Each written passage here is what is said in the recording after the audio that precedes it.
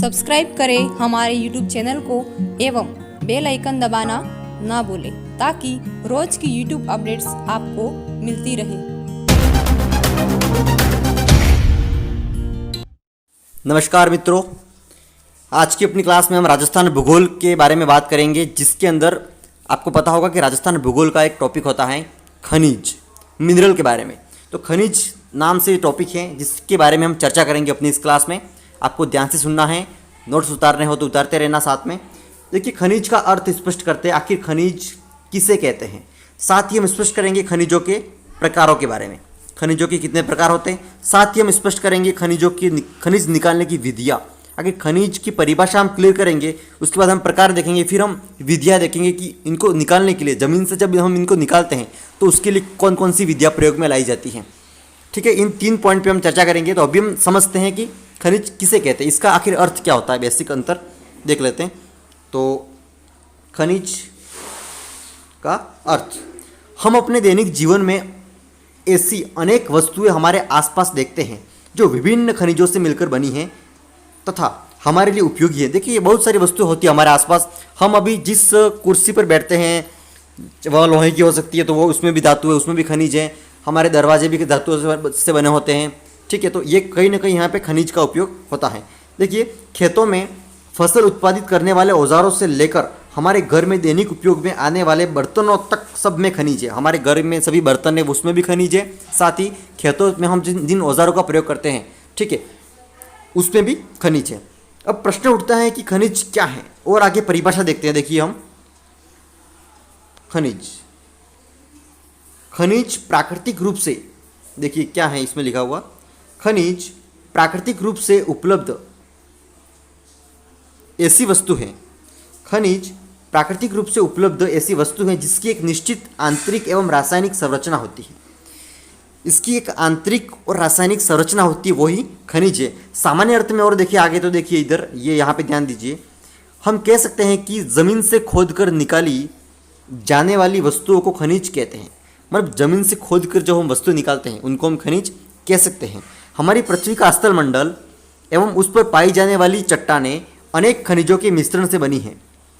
कुछ चट्टानें अनेक खनिजों का मिश्रण, तो कुछ चट्टानें एक ही प्रकार की खनिज से बनी हैं, जैसे चूना पत्थर। इन्हीं चट्टानों से हम खनिज प्राप्त करते हैं जो हमारे लिए अत्यंत उपयोगी है। तो ये खनिज की परिभाषा थी। खनिज के बारे में हमने बेसिक रूप से समझा कि खनिज क्या होता है, हम इसको कहाँ से निकालते हैं। तो हम इसको स्थल मंडल से निकालते हैं। अब आगे हम खनिज के प्रकार देखते हैं। चलिए देखिए, मुख्य रूप से खनिज जो होते हैं वो 3 प्रकार के होते हैं। मैंने यहाँ पे प्रकार लिख करके तीनों, ठीक है, मुख्य रूप से 3 प्रकार के होते हैं। धात्विक खनिज, अधात्विक खनिज और ऊर्जा खनिज। धात्विक, अधात्विक और ऊर्जा खनिज। देखिए, इसके अंदर थोड़ा अंतर स्पष्ट कर देता हूँ मैं। धात्विक खनिज वे होते हैं जिनमें धातु के अंश हो, जिनमें धात्विक विशेषताएं होती हो, उनको धात्विक खनिज कहते हैं। अधात्विक खनिजों में धातु के अंश नहीं होते हैं, जिनमें धातु की मात्रा नहीं होती है, उनको अधात्विक खनिज कहते हैं। और जिन खनिजों से हमें ऊर्जा प्राप्त होती है उनको ऊर्जा खनिज कहते हैं। जिन खनिजों से हमें ऊर्जा प्राप्त होती है उनको ऊर्जा खनिज कहते हैं। ये तो खनिजों के जो प्रकार हैं तीनों, उनकी परिभाषा हो गई। क्लियर?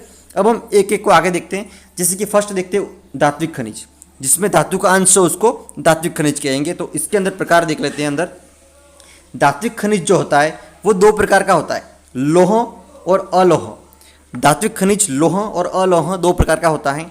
जिसमें लोहे के अंश हो उनको तो लौह धात्विक, ठीक है, और जिसमें लोहे के अंश नहीं होते अलोह, उसको अलोह धात्विक या अलोह धातु कहते हैं। तो लोह के अंश और अलोह, देखिए आगे देखिए, लोहे के अंश में क्या लिखा है उदाहरण में, लोह अयस्क, मैग्नीज आदि। अब लोह अयस्क लिखा है पीछे, देखिए अयस्क का मतलब क्या होता है। अयस्क का मतलब होता है मतलब मिश्रित रूप, क्योंकि धरती से जब हम निकालते हैं, सर्वप्रथम जब भी हम लोहे को निकालने के लिए जब हम खुदाई करते हैं तब हमें लोहा शुद्ध रूप में प्राप्त नहीं होता है। उसके साथ दूसरी भी धातुएं जुड़ी होती है और बहुत सारा कचरा जुड़ा होता है, उसको रासायनिक क्रियाओं द्वारा अलग करना पड़ता है। तो जब ये अलग करके हम जब लोहा नहीं बनाते, उसके पहले वो मिश्रित रूप में होता है और उसी मिश्रित रूप को हम अयस्क कहते हैं, कचरा, उसी को हम अयस्क कहते हैं। तो जब हमने लोहा धातु निकाला फर्स्ट में, तब ये कचरे के रूप में निकला पूरा मिश्रित रूप में, तब उसको हम लोहा नहीं बोलेंगे, सिर्फ लोहा नहीं बोलेंगे, लोह अयस्क कहेंगे। इसलिए यहाँ पे लिखा हुआ लोह अयस्क। और एक दूसरा उदाहरण भी है, लोह धातु में ही आता है, मैग्नीज। तो ये तो धात्विक खनिज में भी लौह प्रकार के उदाहरण हो गए। अब धात्विक खनिज जो प्रकार हैं उसके अंदर अलोह के अंदर अगर हम देखें अलोह में कौन कौन से आते हैं, तो देखिए सोना, देखो सोने में लोहे की मात्रा नहीं होती है तो ये अलोह में आएगा, ये अलोह में आएगा। सोना, चांदी, सीसा, जस्ता, तांबा, ये सभी धातुएं जिसके अंदर लोहा नहीं होता, चुंबक इनसे नहीं चिपकती हैं, सीधी बात है, तो ये सभी अलोह में आती है। क्लियर? सोना, चांदी, सीसा, जस्ता, तांबा, ये तो हो गया धात्विक खनिज। नेक्स्ट सेकंड देखिए अधात्विक, जिसके अंदर धातु के अंश नहीं होते, अधात्विक। अधात्विक में बहुत सारे उदाहरण आपको ध्यान रखने हैं, जैसे कि देखना चूना पत्थर, ये पत्थर हो गया, इसके अंदर कोई धातु नहीं होती है इसलिए हम इसको हमने अधात्विक पे रखा है। गिया पत्थर, बलुआ पत्थर, रॉक फास्फेट, अभ्रक, जिप्सम, संगमरमर और ग्रेनाइट, ये सभी चीज़ें अधात्विक खनिज के उदाहरण हैं। बिल्कुल आपको ध्यान रखना है, नोट्स उतार देने हैं, ठीक है। इसके अंदर धातु के अंश नहीं होते। तीसरा प्रकार जो है वो है ऊर्जा खनिज, जिनसे हमें ऊर्जा प्राप्त होती है। देखिए कौन कौन किससे होती है? कोयले से ऊर्जा प्राप्त होती है, पुराने समय से हम कोयला निकालते आए ज़मीन से। पेट्रोलियम, प्राकृतिक गैस, यूरेनियम, थोरियम आदि, ये उदाहरण थे ऊर्जा खनिज की। देखिए खनिज निष्कर्षण की विधियाँ, खनिज निष्कर्षण की जो विधियाँ होती है वो 3 विधियाँ होती हैं टोटल। आखिर खनिज निकालने के लिए हम किन किन विधियों का प्रयोग करते हैं, तो वो होती है एक तो खनन। देखिए इसके अंदर 2 प्रकार की विधियाँ हैं, एक होती है प्रवेदन विधि, एक है आखनन विधि। तीनों को स्पष्ट करेंगे। देखिए पहले हम इधर से देखते हैं आखनन विधि, सिंपल है एकदम। अपनी जो मिट्टी होती है धरातल के ऊपर, उस मिट्टी के ऊपर अंदर ही कुछ इस तरह के कुछ खनिज होते हैं जो मिल जाते हैं मिट्टी के अंदर ही, तो ऊपरी परत एकदम मिट्टी के ऊपर ही मिल जाते हैं खनिज, वो खनिज इस विधि से निकाले जाते हैं, आखनन विधि से। दूसरी विधि है प्रवेदन विधि। प्रवेदन विधि का दूसरा जो नाम है वो है ड्रिलिंग, ड्रिल करना, छेद करना या ड्रिलिंग, ठीक है। तो ड्रिलिंग विधि जो होती है उसको प्रवेदन विधि कहते हैं। और ये विधि कैसे काम आती है? पेट्रोलियम या तेल जो खनिज होते हैं, तेल वाले जो खनिज होते हैं, जो प्राकृतिक गैस या फिर तरल पदार्थ हम निकालते हैं पृथ्वी की अत्यंत गहराई से, जब हम निकालते हैं तब हमें विशेष मशीनों की सहायता से हमें छेद करना पड़ता है धरती में, जैसे हम पानी के लिए बोरिंग से हम जैसे छेद करते हैं धरती में, इसी तरह से। तो ये विधि होती है प्रवेदन विधि।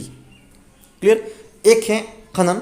अब खनन, तो देखो खनन शब्द का अर्थ यह होता है कि सामान्यतः खनिज निकालने की सामान्य जो विधि होती है उसको खनन कहते हैं। अब खनन में 2 प्रकार की यहाँ विधियाँ हैं, विवृत खनन और कुपकी खनन।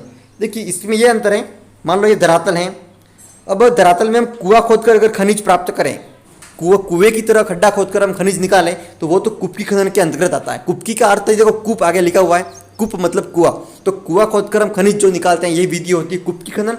और विवृत खनन में कुआं खोदने की जरूरत नहीं है, वहाँ पे सिर्फ थोड़ा बहुत ही खड्डा करने पर ऊपर ही धरती के ऊपरी भाग पर ही खनिज प्राप्त हो जाते हैं, वो विवृत खनन के अंतर्गत आता है। तो ये कुछ खनिज निकालने की विधियाँ थी, इसके पूर्व हमने प्रकार देखे थे, ठीक है।